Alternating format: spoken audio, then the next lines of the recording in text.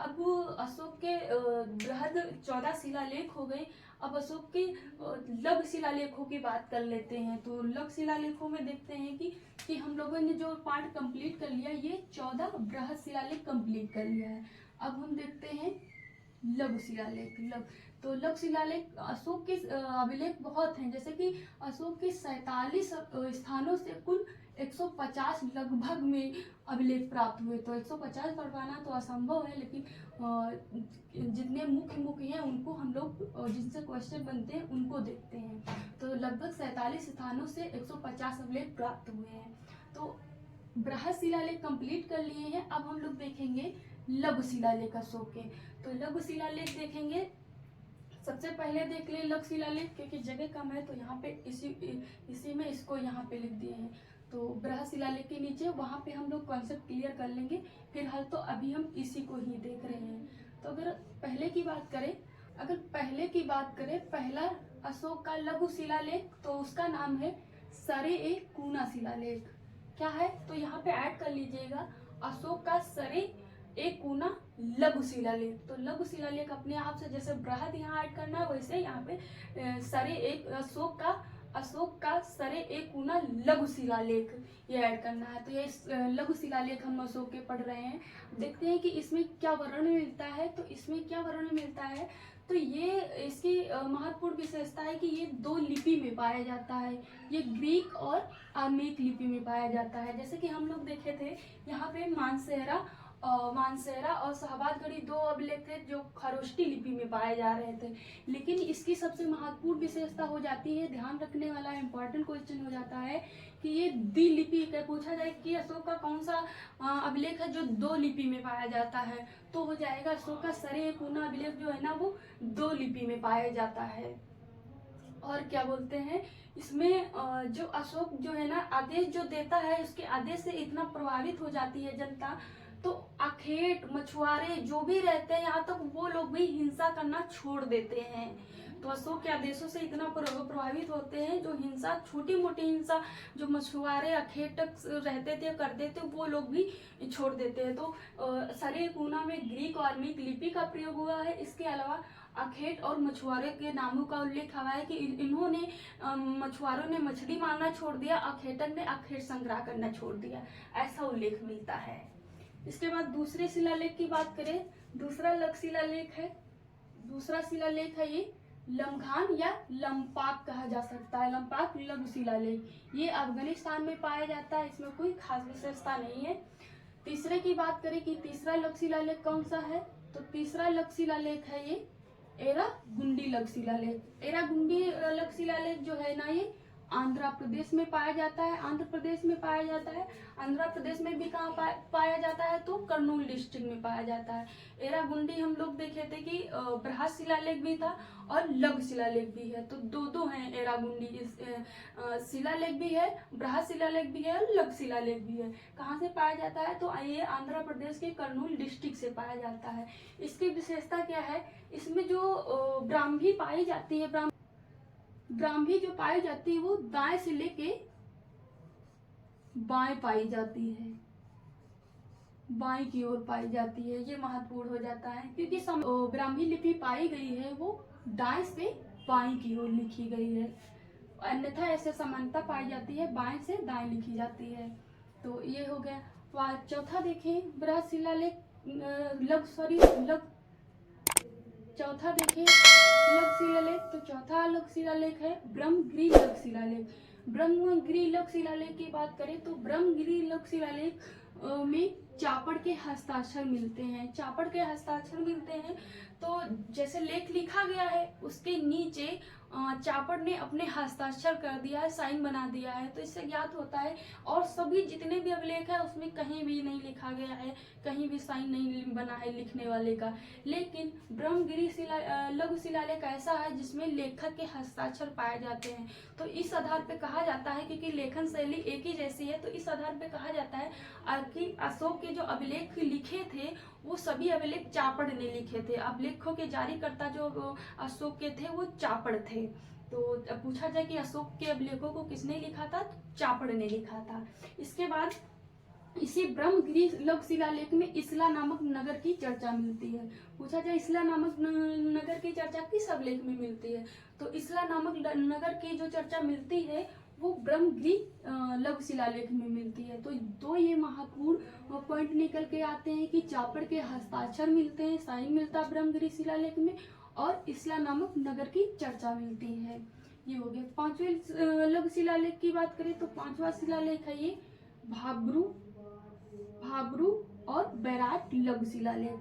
ये कहाँ पाया जाता है भाब्रू बैराट, तो भाब्रू बैराट ये राजस्थान में पाया जाता है। और इसमें क्या कहा गया है, इसमें क्या वर्णन मिलता है, तो इसमें जो बौद्ध धर्म के त्रिरत्न है बुद्धम शरणम गच्छामि उसका वर्णन मिलता है। तो पूछा जाए बौद्ध धर्म के त्रिरत्नों की चर्चा किसमें मिलती है, तो भाब्रू या बैराट के लघु शिलालेख में मिलती है। अशोक के त्रिरत्नों की चर्चा किसमें मिलती है, तो भाब्रू और बैराट के लघु शिलालेख में मिलती है। कहाँ लघु शिलालेख है ये, तो राजस्थान में है। तो त्रिरत्न बुद्धम शरणम गच्छामि की चर्चा मिलती है। इसके बाद मगध सम्राट अशोक, सभी अभिलेखों में प्रियदर्शी सभी स्टार्ट किया गया है कि प्रियदर्शी राजा, जो स्टार्टिंग की गई है अभिलेख की वो प्रियदर्शी राजा से की गई है।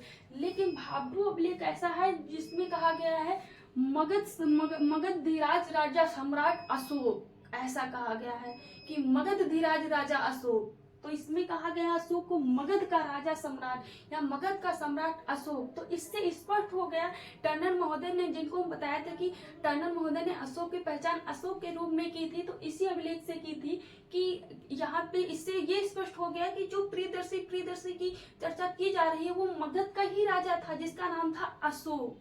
तो मगधधीराज कहा गया, इसमें मगध का सम्राट अशोक कहा गया है। इसके बाद ये जो अभिलेख है वो पुरोहित को समर्पित अभिलेख कहा जाता है। पूछा जाए कि कौन सा अभिलेख पुरोहित को समर्पित है, तो भाब्रू या बैराट लघु शिलालेख समर्पित है। तो ये इम्पोर्टेंट हो जाता है भाब्रू बैराट लघु शिलालेख। इसमें त्रिरत्न की चर्चा मिलती है और मगधराज या मगध का सम्राट अशोक कहा गया है। इसमें पुरोहित को समर्पित अभिलेख कौन सा है, तो भाब्रू बैराट शिलालेख है, लघु शिलालेख है।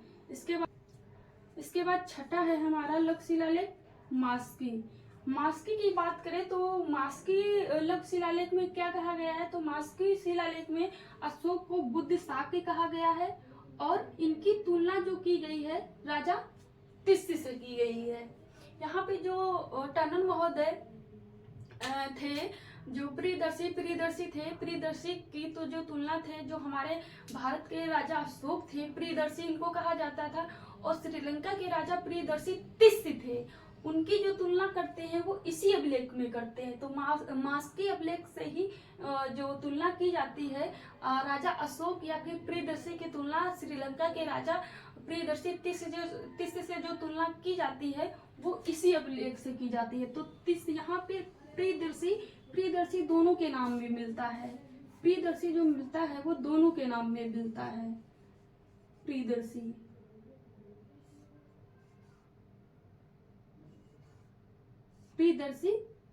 अशोक में भी मिलता है और श्रीलंका के शासक के नाम में भी मिलता है।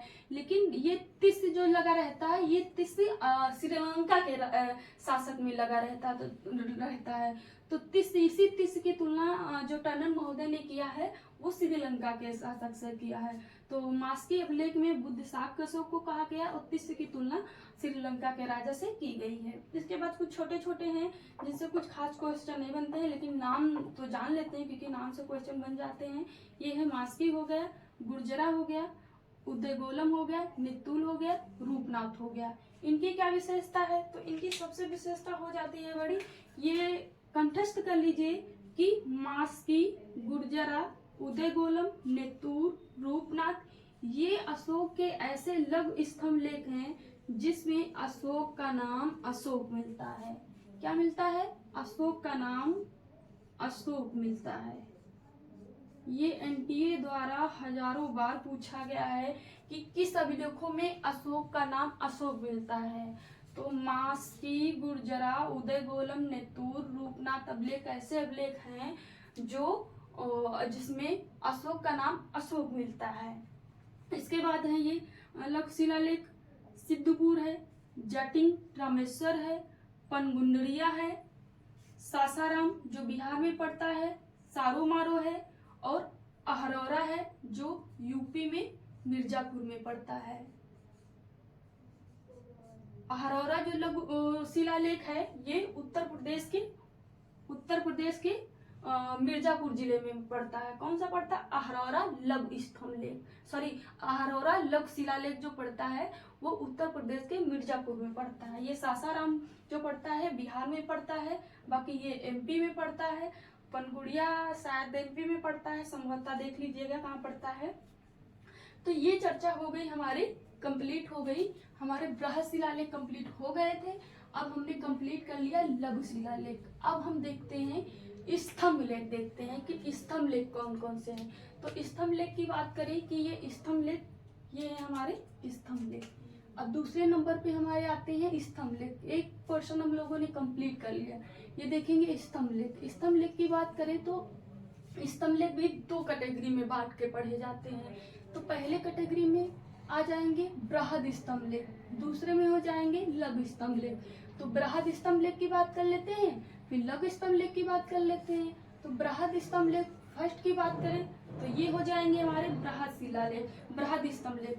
तो बृहद स्तंभ लेख की बात करें तो बृहद स्तंभ लेख जो है ना वो 6 पाए जाते हैं। 6 कहाँ से पाए जाते हैं उनको देख लेते हैं। तो इनकी संख्या देखिए, हम ये पढ़ रहे हैं बृहद स्तंभ लेख कौन कौन से हैं तो देखते हैं। ये है हमारा पहला दिल्ली मेरठ है, दिल्ली मेरठ है, और इसको हम लोगों ने देखा था कि 1750 में टी पेंथलर महोदय ने इसको खोजा था सबसे पहले। इसके बाद दूसरा है दिल्ली टोपरा, जिसको जेम्स प्रिंसम महोदय ने 1837 में पढ़ा था, 1837 में पढ़ा। तीसरे की बात करें तो तीसरा है लौरिया नंदनगढ़।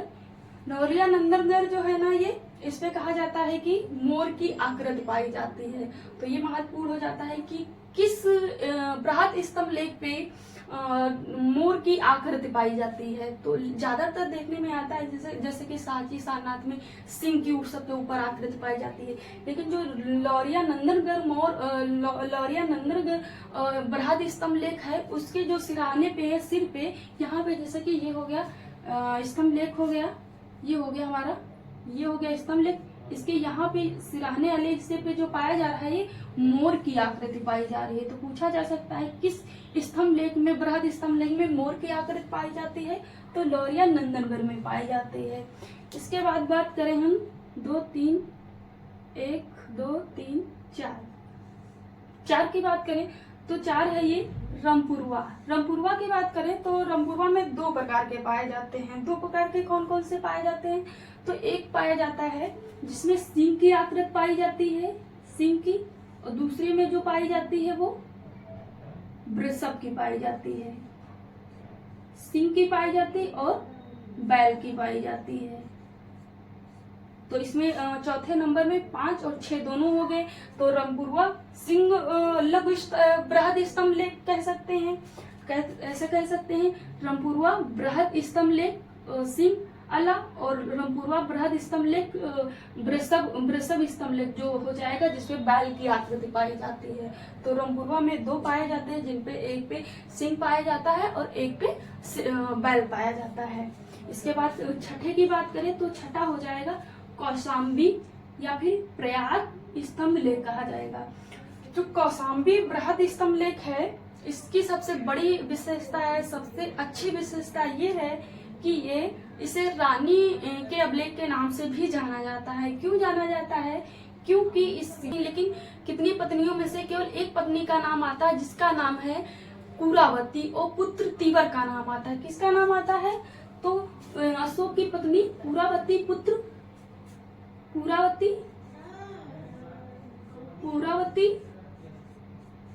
पुत्र तीवर का उल्लेख आता है। कुरावती पुत्र तीवर का उल्लेख आता है। ये उल्लेख जो आता है वो प्रयाग या कौशाम्बी बृहद स्तंभ लेख में मिलता है। इसके अलावा इसी जो स्तंभ लेख है, इसी स्तंभ लेख पे समुद्रगुप्त और आगे के शासक गुप्त काल के जो समुद्रगुप्त शासक होते हैं उनका अभिलेख पाया जाता है, उसके नीचे खुदा पाया जाता है। फिर मुगल शासक जो जहांगीर होते हैं उनका भी अभिलेख इसी पे खुदा हुआ पाया जाता है। तो ये पूछा जाता है कि जैसे कि कौन सा ऐसा अभिलेख है जिनपे इन 3 शासकों का भी अभिलेख खुदा पाया जाता है, तो वो अभिलेख है कौशाम्बी अभिलेख कह सकते हैं, या प्रयाग अभिलेख स्तंभ लेख इसको कहा जाता है। इसी अभिलेख को रानी स्तंभ लेख के नाम से जाना जाता है, क्योंकि इसमें अशोक की रानी पूरावती का नाम आया है, पुत्र तिवर का नाम आया है। तो यहाँ पे ये जरूर याद रखिएगा कि इस अभिलेख से अशोक की रानी पूरावती पुत्र तिवर का नामों का जानकारी या अभिलेख मिलता है। तो इस प्रकार अब कंप्लीट हो गए हमारे ये बृहद स्तंभ लेख। अब हम देख लेते हैं अगला पोर्शन लघु स्तंभ लेख कि कौन कौन से प्रमुख लघु स्तंभ लेख हैं। तो लघु स्तंभ लेख की हेडिंग ये है हमारी लघु स्तंभ लेख। लघु स्तंभ लेख में देखिए कि लघु स्तंभ लेख देखे थे जो छोटे होते हैं उन्हें लघु स्तंभ लेख कहा जाता है, जो गाड़ा जाता है। तो लघु स्तंभ लेख की बात करें तो पहले लघु स्तंभ की बात करें तो ये है, ये सांची और सारनाथ के हैं। ये अलग अलग है लेकिन नाम दे दिया गया है, सारनाथ और सांची लघु स्तंभ लेख।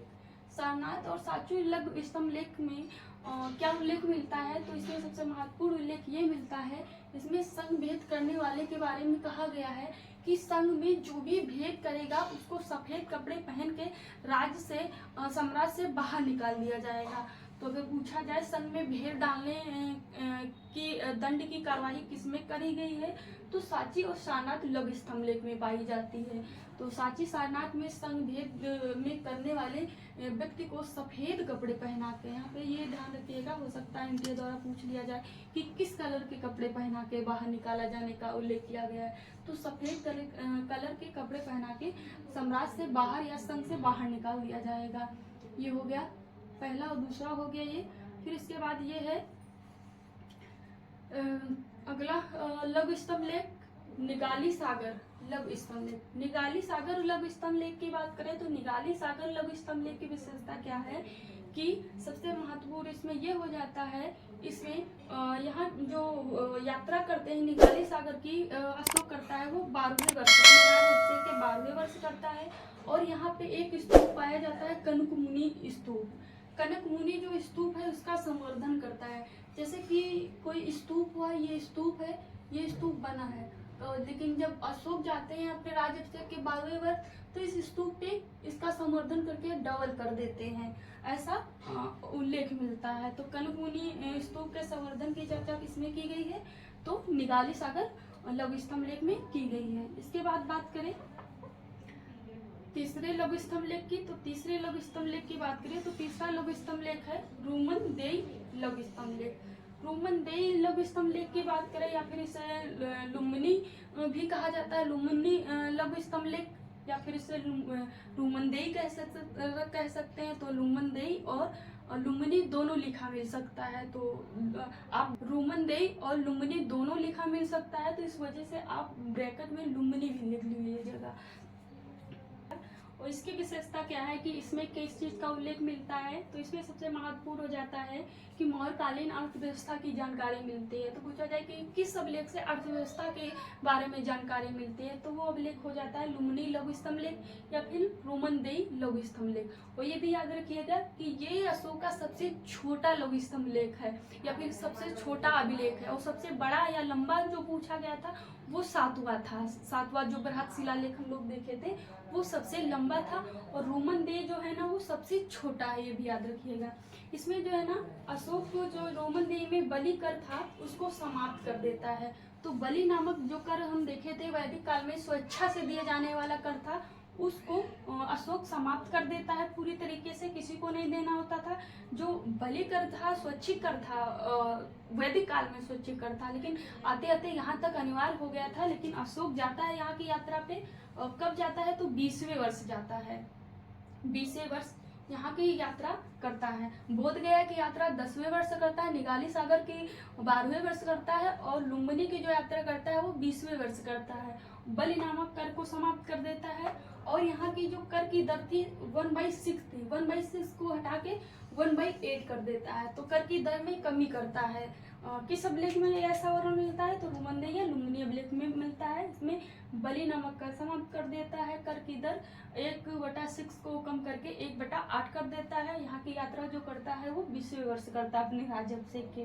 तो ये हमारा पोर्शन भी कंप्लीट हो गया लघु स्तंभ लेख। अब तीसरा लास्ट स्टेप जो है हमारा वो है गुहा लेख। गुहा लेख जो है ना, इसकी बात कर लेते हैं। तो गुहा लेख हम लोग देखे थे, जो प्राकृतिक रूप से गुफाएं रहती थी उनपे जो भिक्षु रहते थे उनके अंदर जो लेख लिखवाए जाते थे या फिर उनके प्रवेश द्वार पे जो लेख लिखवाए जाते थे उन्हें गुहा लेख कहा जाता था। तो मौर्य काल में आजीविक संप्रदाय के दान देने के लिए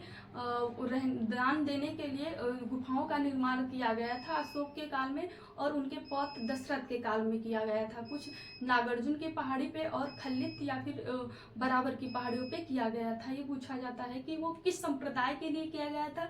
तो याद रखिएगा, जो मौर्य काल में गुफाओं का दान किया गया था वो आजीविक संप्रदाय के लिए किया गया था। तो गुहा लेखों की बात करें तो ये हो जाएंगे हमारी गुहा लेख। गुहा लेख की बात करें तो गुहा लेख दो प्रकार की नहीं, दो गुहा लेख पाए जाते हैं। कौन कौन से हैं? तो ये पहली गुहा लेख है बराबर पहाड़ी की, दूसरी है नागार्जुन पहाड़ी की। बराबर पहाड़ी की गुफा को खल्लित पर्वत के नाम से भी जाना जाता है। ये याद रखिएगा, एंट्री में कंफ्यूजन करने के लिए पूछ सकता है। बराबर पहाड़ी के जगह पे खल्लित पर्वत दे सकता है या खल्लित पहाड़ी दे सकता है। तो गुहा लेख बराबर की पहाड़ी पे बने थे और नागार्जुन की पहाड़ी पे बने थे। तो यहाँ पे कौन कौन से थे देख लेते हैं कि नागार्जुन के बराबर की पहाड़ी पे कौन कौन सी गुफा लेख बने थे और नागार्जुन पे कौन कौन सी बनी थी। तो अगर हम बराबर की पहाड़ियों की बात करें तो बराबर की पहाड़ियों पे बनी थी सुदामा गुफा बनी थी, विश्व झोपड़ी बनी थी और कड़ चौपड़ा बनी थी। कड़ चौपड़ा की बात करें तो ये इसके जो निर्माण किए थे वो 19 वर्ष में किए थे और इसका निर्माण जो हुआ था वो 12वें वर्ष में अशोक के हुआ था। बराबर समूह की जो गुफाओं का निर्माण किए थे वो अशोक के द्वारा किया गया था और नागार्जुन पहाड़ी की जो गुफाओं का निर्माण किया गया था वो उनके पौत्र दशरथ के द्वारा किया गया था। और ये किसके लिए बनवाई गई थी? तो ये आजीविक संप्रदाय के लिए बनाई गई थी। ये हो गई पहली पहाड़ी की। दूसरी पहाड़ी की बात करें तो दूसरी पहाड़ी पे 4 गुफाएं पाई जाती हैं। कौन कौन सी?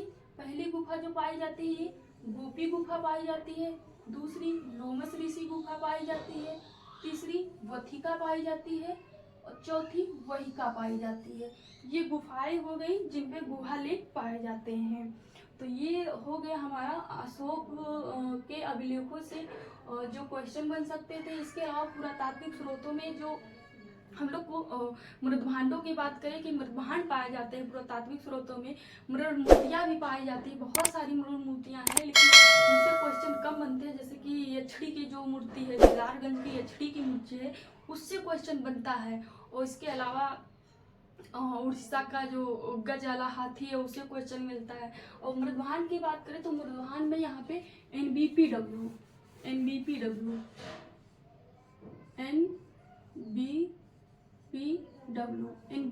जो है ना मौर्यकालीन मृदभांड माने जाते हैं। नॉर्थ ब्लैक पटरी बेयर, उत्तरी कृष्ण मार्जित मृदभांड, ये जो माने जाते हैं ये पुरातात्विक स्रोत के अंतर्गत मौर्यकालीन स्रोत माने जाते हैं। अगर कहीं पे BPW लिखा मिल जाए कि इसका संबंध किस काल से माना जाता है तो ये 6ठी शताब्दी ईसा पूर्व के बाद मौर्यकालीन माना जाता है। तो आई होप आज की क्लास आपको समझ में आई होगी। बाकी आज के लिए जय।